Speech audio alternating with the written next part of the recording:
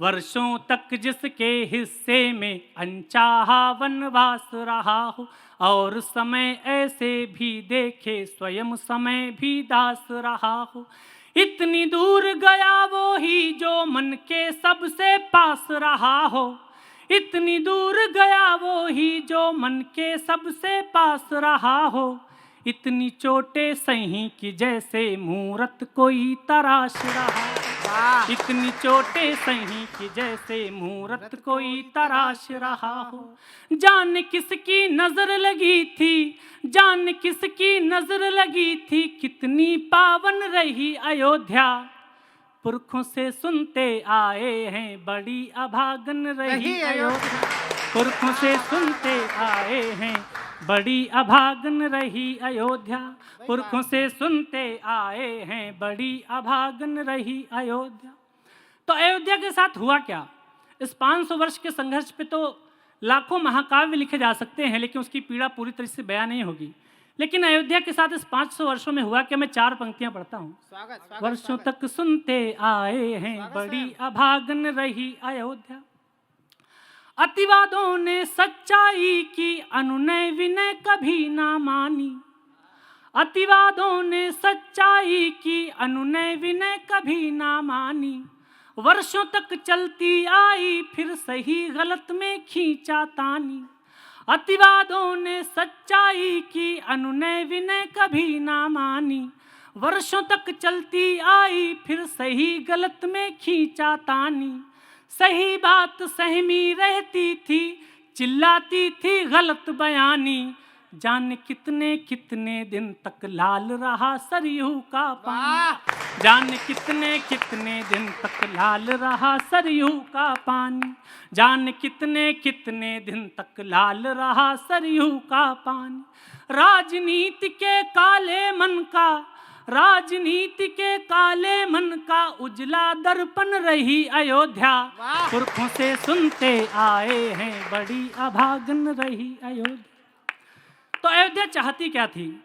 जमुना प्रसाद दादा बैठे हैं, मैं अपना पक्ष रखता हूं और आपको ये अधिकार देता हूं कि अगर मैं बात कहूं अयोध्या के हवाले से और कहीं गलत हो जाऊं तो आपको रोकने का अधिकार देता हूं। सुनिए अयोध्या क्या चाहती है।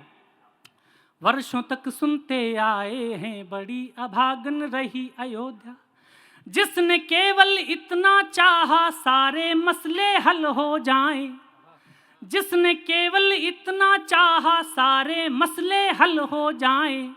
सूनी गलियों के सन्नाटे फिर से चहल पहल हो जाएं, जिसने केवल इतना चाहा सारे मसले हल हो जाएं।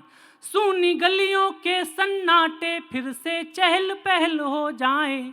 संघर्षों की कालिख वाले किससे बीता कल हो जाएं, संघर्षों की कालिख वाले किससे बीता कल हो जाएं।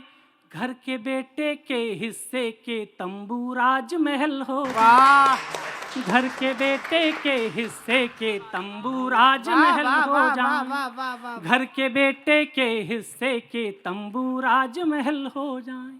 बिना राम की राम कहानी, बिना राम की राम कहानी सुनती बेमन रही अयोध्या। पुरखों से सुनते आए हैं बड़ी अभागन रही अयोध्या, पुरखों से सुनते आए हैं बड़ी अभागन रही अयोध्या। हम अवध के लोग, हमारे यहाँ काशी है, मथुरा है, वृंदावन है। अगर आप कभी गए हो तो आप देखते होंगे कि इनकी चकाचौंध देखते ही बनती है। लेकिन जब आप अयोध्या में आएंगे तो वहाँ पर एक अजीब सा मौन, अजीब सा सन्नाटा पसरा हुआ है। उसका क्या कारण है मैं नहीं जानता, लेकिन कुछ एक कारण जो सामने है मैं आपके समक्ष रखता हूँ, सुनिएगा।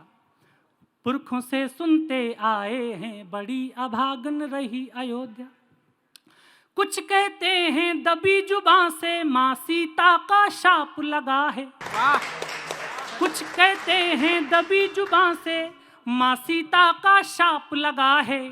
दो जोड़ी बूढ़ी आंखों का पुत्र वियोग विलाप लगा है। सूरज को जन्मा है शायद इसीलिए यह ताप लगा है, सूरज को जन्मा है शायद इसीलिए यह ताप लगा है। कोई तो अपराध हुआ है जिसका सिर पर पाप लगा, कोई तो अपराध हुआ है जिसका सिर पर पाप लगा है, कोई तो अपराध हुआ है जिसका सिर पर पाप लगा है। देव और दानव दोनों का, देव और दानव दोनों का सागर मंथन रही अयोध्या। पुरखों से सुनते